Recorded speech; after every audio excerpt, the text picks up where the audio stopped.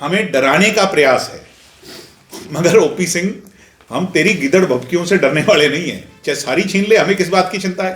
तेरा कोई एहसान थोड़ी है हमारे पर, और तू तो कितने दिन का, चंद दिनों का मेहमान है। ये मैं कह रहा हूं, ये विनाश काले विपरीत बुद्धि, नायब सिंह सैनी को समझ जाना चाहिए कि ये विनाश काल पर चल चुका ये आदमी ओपी सिंह जो है। इसने तो ये फैसला ही कर लिया कि बेड़ा गर्क करके मारूंगा इनका, क्योंकि मैंने तो थोड़े दिन के बाद चले जाना है, इनको भी नहीं छोड़ूंगा। इसलिए ओपी सिंह को कहूंगा सुधर जाओ। दूसरे राजनीतिक दलों की तो सिक्योरिटी बढ़ा रहे हैं, जिनको ये जो इनके करीबी हैं उनकी, अभी देख लीजिएगा बढ़ा देंगे। तो ये तय है कि जो इनकी गोदी में बैठेगा, हाँ, तो डीजीपी पर कमेंट करने का मतलब डीजीपी कोई भारतीय जनता पार्टी का कोई एडवोकेट थोड़ी है। ओपी सिंह जो है वो बीजेपी के एजेंट थोड़ी हैं, वो तो प्रदेश के नौकर हैं। जो आईपीएस हो, आईएएस हो, जो सिविल सर्वेंट हो, what is the meaning of civil servant? Servant, servant का मतलब क्या हुआ? चौधरी देवीलाल क्या कहते थे जब इन्हें गांव में ले जाते थे बड़े बड़े अधिकारियों को?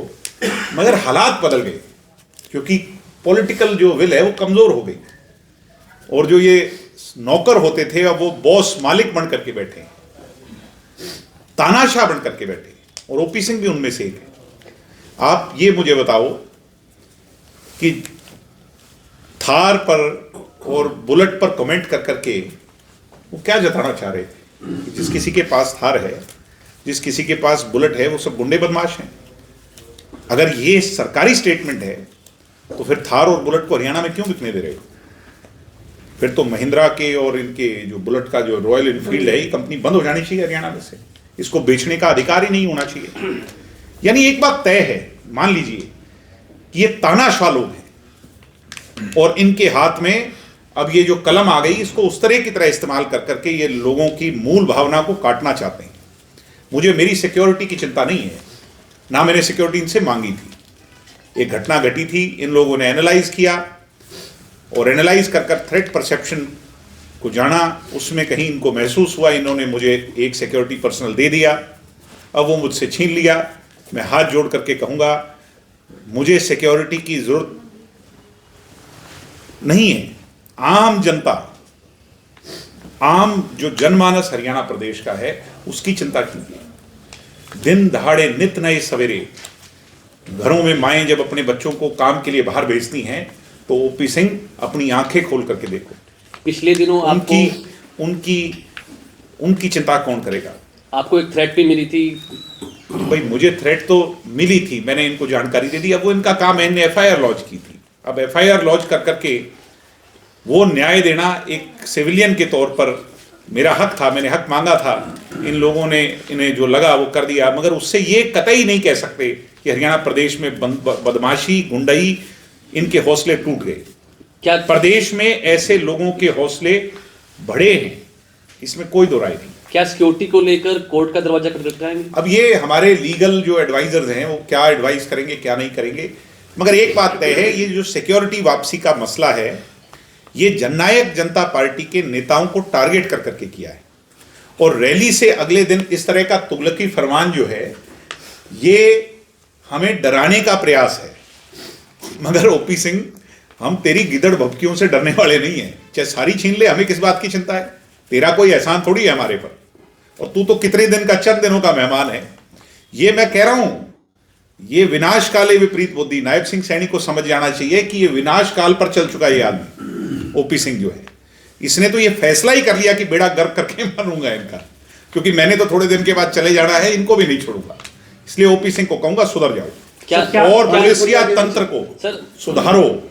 और ओपी सिंह, एक बात समझ लेना, मुझे मेरी पार्टी के किसी कार्यकर्ता को तेरे से कोई डर नहीं है। आपकी चुनौती जो है, आप जो ये हमें डराने का, गीदड़ भभकियां देने का प्रयास कर रहे हो, इससे हमें कतई कोई डर नहीं है। क्या आपको लगता है कि डीजीपी द्वारा जो फैसला लिया गया है, ये रैली की दबाव में, रैली की भीड़ और दुष्यंत चौटाला के थार के बयान को देख करके इनके पसीने छूट गए? मुझे लगता है इस डीजीपी को तो रात को नींद भी नहीं आई होगी ढंग से। ये लोग तो हमें मारकर सोने वाले लोग थे, बीजेपी के लोग। जब हरियाणा प्रदेश की जनता ने अपने लाडले सपूत का हाथ पकड़कर फिर खड़ा कर दिया, तो इन लोगों को रात को नींद कैसे आती? क्या राजनीतिक दबाव है? दूसरे राजनीतिक दलों की तो सिक्योरिटी बढ़ा रहे हैं, जिनको ये जो इनके करीबी हैं उनकी, अभी देख लीजिएगा बढ़ा देंगे।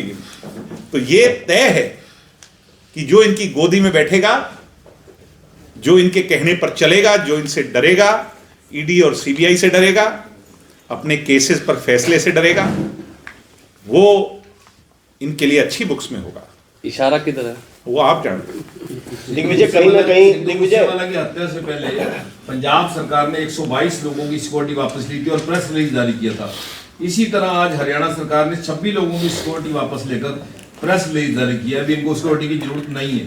मैं वही तो कह रहा हूं आपको कि सिक्योरिटी की जरूरत या ना, ये तो थ्रेट परसेप्शन पे एनालाइज होता है, मगर हमारे नेताओं की सिक्योरिटी रैली से अगले दिन हटाना ये थ्रेट परसेप्शन एनालिसिस नहीं है। ये ओपी सिंह और भारतीय जनता पार्टी के खुद की चिंता, जो उनको पॉलिटिकल थ्रेट हो गया है, ये उस पर लिया हुआ फैसला है। मैं फिर कह रहा हूं, मुझे कोई चिंता नहीं, वो तो इन्हें देखना है, एक सिविलियन को, मेरे को और आपको कैसे प्रोटेक्ट करना है।